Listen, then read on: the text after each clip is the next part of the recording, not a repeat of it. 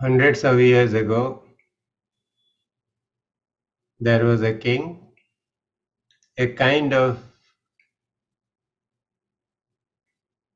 investigator who was exploring his own consciousness,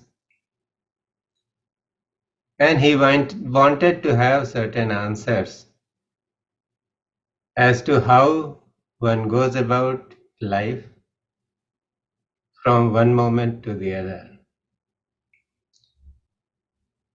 There were three questions that were uppermost in his mind.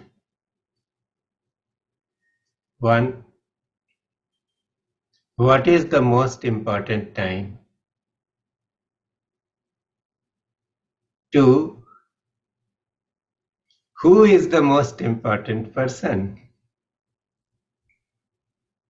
And three, what is the most important action to be performed? And somehow he knew that if one gets an answer to these questions, then many difficulties or challenges of life will stand resolved, and there will be a fluidity in one's life. So wherever he would hear that here is someone who can answer, he would go to that person, ask that question. But somehow or the other, nobody was able to give an answer or give answers to these three questions that would really satisfy him. Something or the other always remained, some question remained unanswered, or the answers would give rise to other questions. So one day somebody told him that, look, you want answers to these questions, so you will have to go and meet a great master. And this master is just outside the boundaries of your kingdom. He is not somebody who runs a great gurukul. He does not have many students. He is very ordinary on the outside, a person who is just by himself. But he is really a wise man, and maybe he can give you answers that will satisfy you.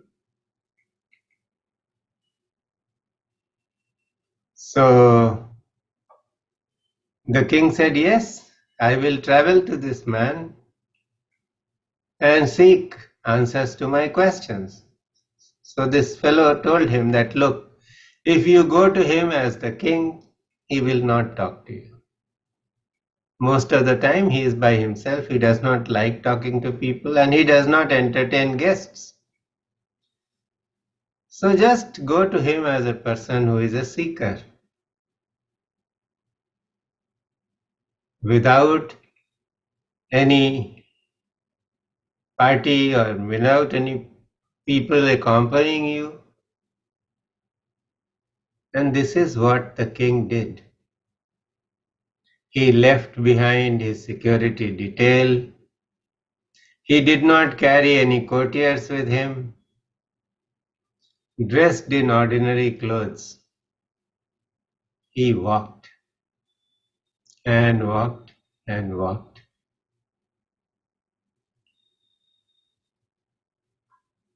It took a good bit of walking, and finally he came to the outskirts of his kingdom. He knew the direction in which he had to go, so he kept walking. And finally he came across a piece of land where there was a small hut. There was a well by the side, and around the hut there were these beds of flowers and grains some trees of fruit, and he somehow knew that this is the abode of this man whom I have been seeking.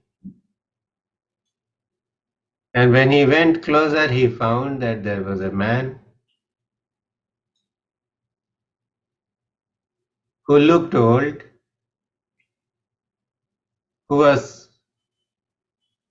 not very muscular, quite weak, and he was working in the fields that he had created around the hut. So the king walked to this man and said, "Sir, I have heard that you are a very wise man and you have all the answers. So I come to you in all humility to seek some answers to my questions." And then he narrated the questions. He said, "My questions are, what is the most important time? Who is the most important person? And what is the most important action to be performed?" I have these questions because I feel that if I have the answers, then life will no longer be a struggle, and I will be able to move through the labyrinth of life with great ease. So please tell me, my dear sir, I have been told you have all the answers.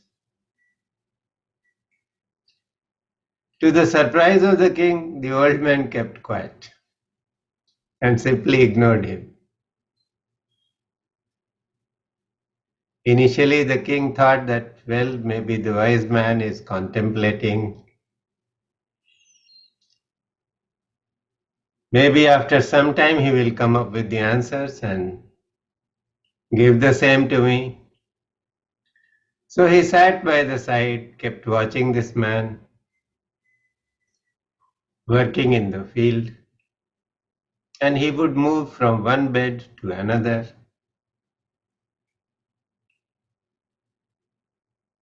And the sun came high in the sky. It was summer season, and the king noticed that the old man had perspiration all over his body. And then he thought, oh my God, this old man has to toil so much. So let me help him. So he walked up to this man and without saying anything, he took away the implements with which he was working. And the old man did not resist, he just gave them to him. And the king started working in the field. The old man went and sat by the side, just watching the scene, without saying anything. And the king kept waiting for that time when the old man will speak. Hours passed, and it was time for sunset. Then suddenly the old man stood,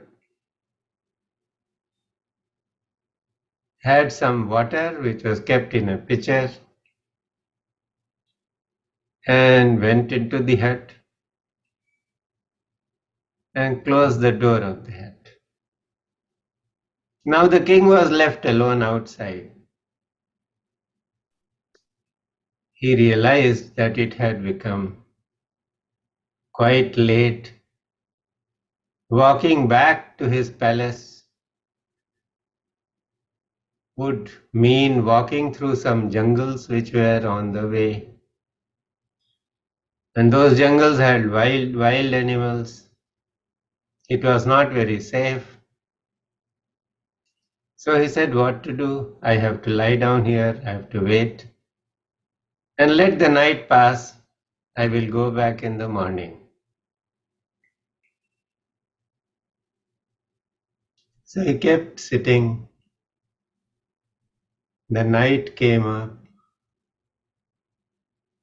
When the evening ended and the night started becoming prominent.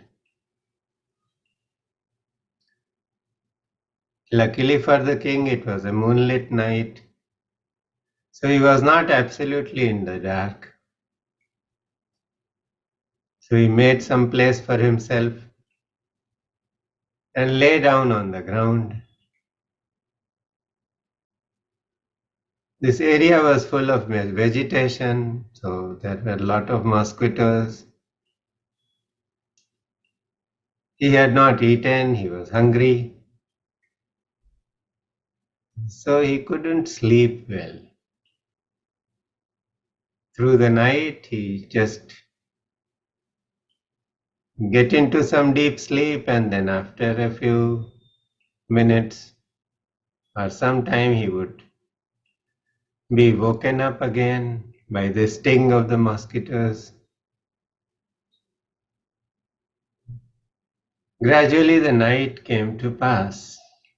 It must have been an hour before dawn, and suddenly the king heard some kind of a rustle, and he looked in the distance. There was a shadow, somebody just running towards this hut. He could not make out anything because the person was like a shadow. And then the shadow collapsed.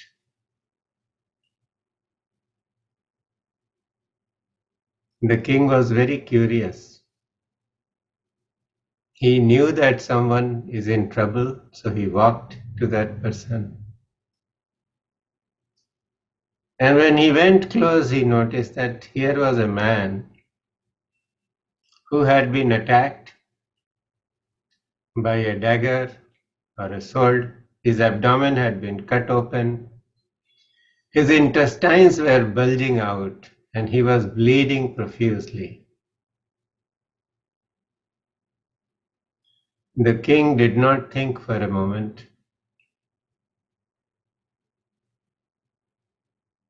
He took off his robe or his kurta,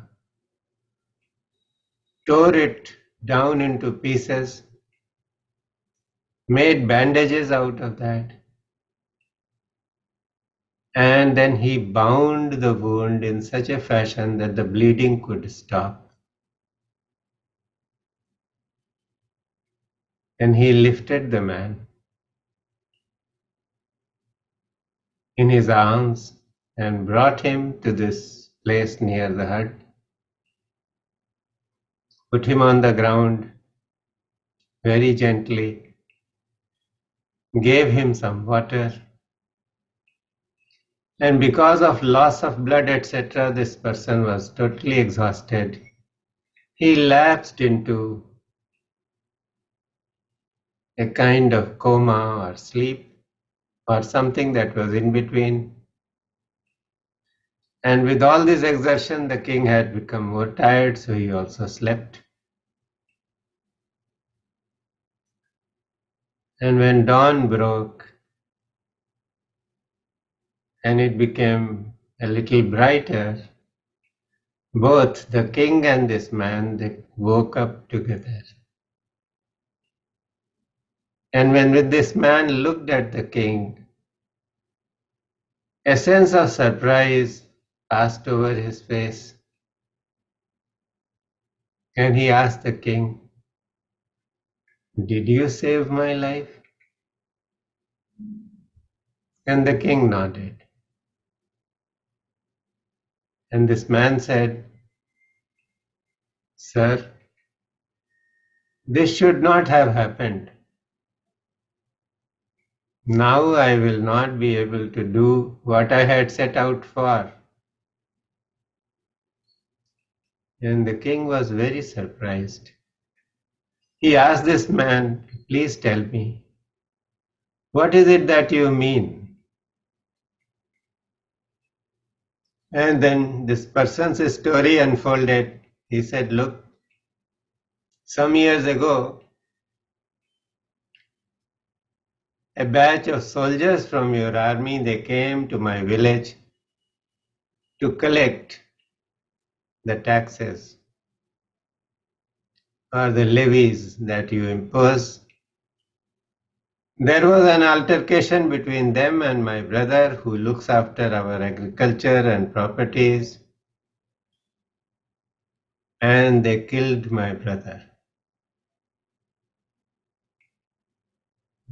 And because your troops killed him, I had taken a vow that in this lifetime I will avenge their death by taking your life.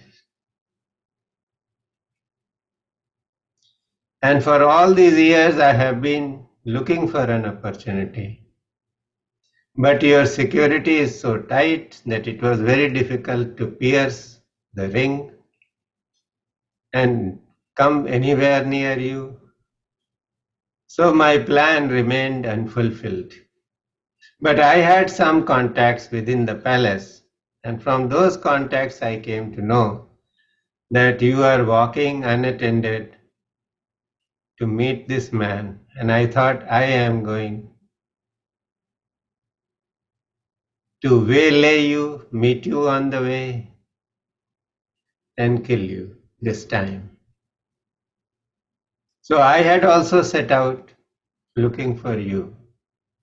But without my knowledge, the people who take care of your security, they had put several rings of security. And some of these security people found me and they challenged me.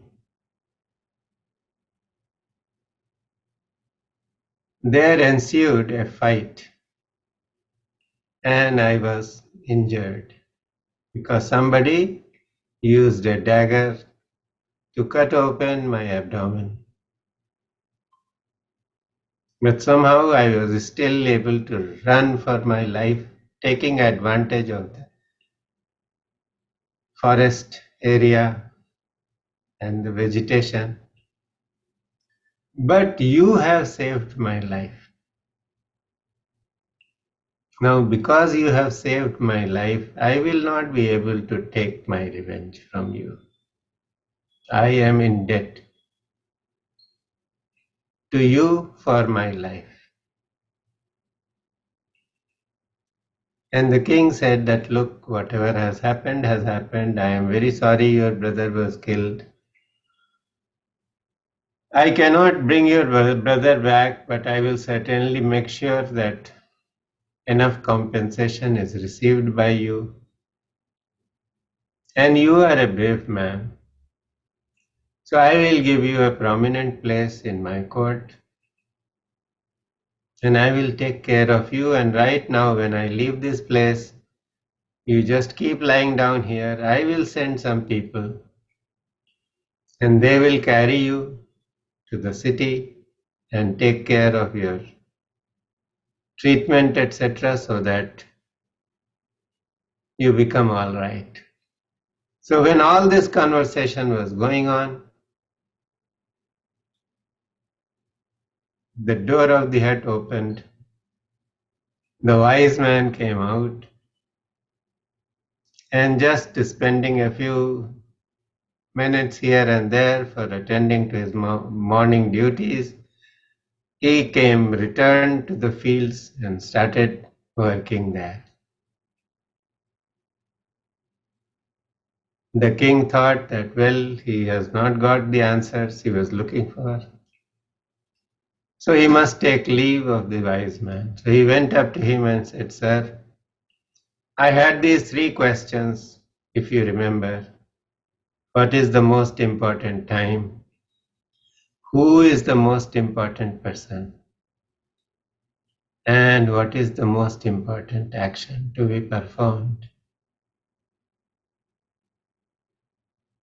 You have not given me the answer. I have waited for a long time. So I seek your permission to return to my palace. So as the king was about to turn around and leave for the return journey, the wise man said, "Stop and come here." So the king went close to him, and the wise man said, "Look, in life, intellectual answers do not work.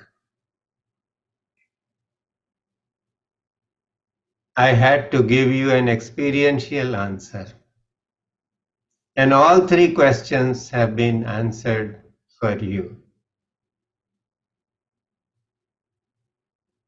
And because I wanted that you have experiential answer, I kept quiet.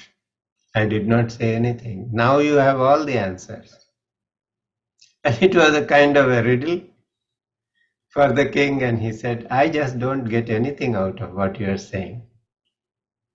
Will you kindly explain?" And the wise man said, "I will give you the answers, and then I will explain. Your first question was, what is the most important time? The answer is, the present moment is the most important time. Your second question was, who is the most important person? The answer is, the person with whom you are there in the present moment. He is the most important person. And the third question was, what is the most important action to be performed? The answer is, how you can help the person with whom you are there in the present moment. That is the most important action that you can ever perform. And then he said, he who has these answers and abides by these answers will be successful not just in his personal life, but also in the spiritual life. And then he said, I now give you the explanation how all this worked since yesterday morning when you arrived. He said, you arrived and asked me the question. I did not answer because you were the most important person in my life. So in the present moment, you were the most important person in my life. I did not answer because that answer would have been useless. An intellectual answer does not serve anyone. I kept quiet. But then I became the most important person in your life. In that moment, I was the most important person in your life. And you kept sitting there for some time and you decided to help me. So you took over my work. The work that I was doing, you gave me some comfort and relief, and you started working in the field. So you helped me. So this was that you decided to help the person with whom you were there in the present moment. The most important action to be performed. And because you helped me, and because you engrossed so much into that help, you stayed at my place. You did not run away.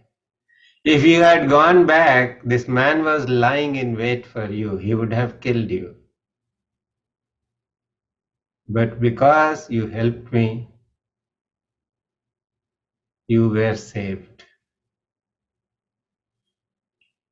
And then you remained here. And in the early hours of the late hours of the night, you saw this man running for his life. You recognized him from a distance, that here is somebody in trouble. he became the most important person in your life. In that moment was very important, and he became the most important person in your life. And you decided to help him. You have saved his life. And what is the outcome? Somebody who was sure to have been always in wait for an opportunity to kill you, he has become in debt of you. He is in gratitude.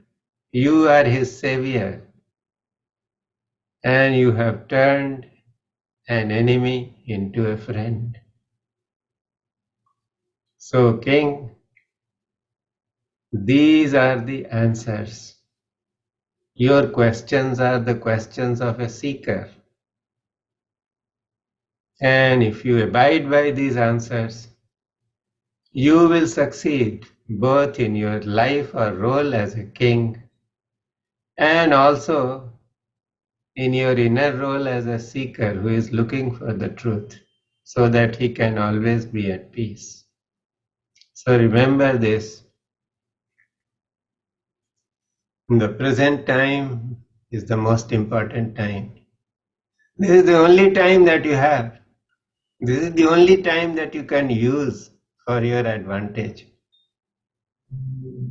in such a fashion that your life's journey is helped. There will not be any other time. Living in past is living in memory. Living in future is living in expectation, fear, anxiety.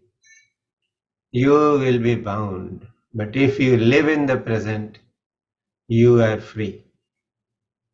It is the only time when you can be free. So the present time is the most important time. And then the second question, what is the most important? Who is the most important person? So the person with whom you are in the present moment, he is the most important person. Quite often people are with somebody, but they are thinking of someone else. They are looking at someone else. This denies them the opportunity to do something good for themselves and for that person. Such people miss life. They cannot make their life worthwhile. So always remember, the person with whom you are there in the present moment, he is the most important person in your life. And as to the action to be performed, he said, how you can help the person with whom you are in the present moment. That is the most important action to be performed.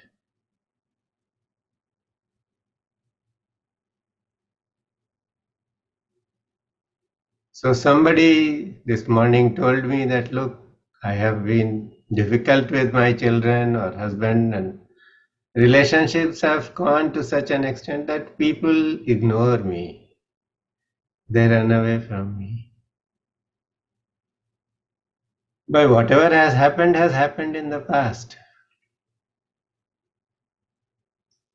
Everybody should remember how we are using the present. What are we doing that the person with whom we are there in the present moment, that person feels comfortable, becomes happy. So people who are on the spiritual path, they should always think, how do I raise the frequency and vibration of the person with whom I am there in the present moment? So what kills that energy is complaint. When we have complaint against others, they are pulled down.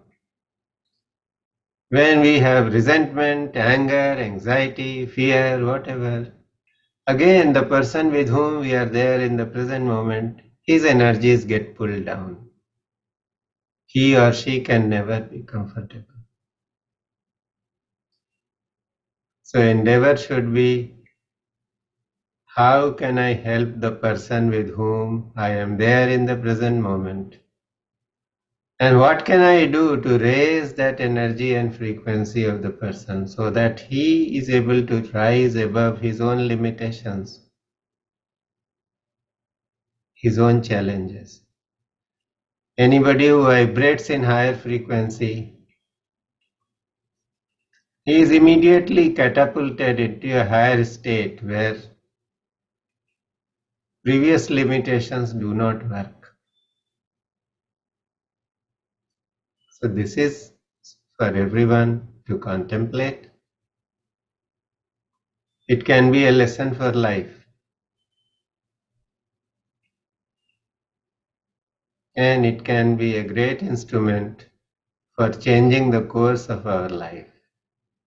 So just close your eyes, contemplate this story for a minute or two by keeping silent.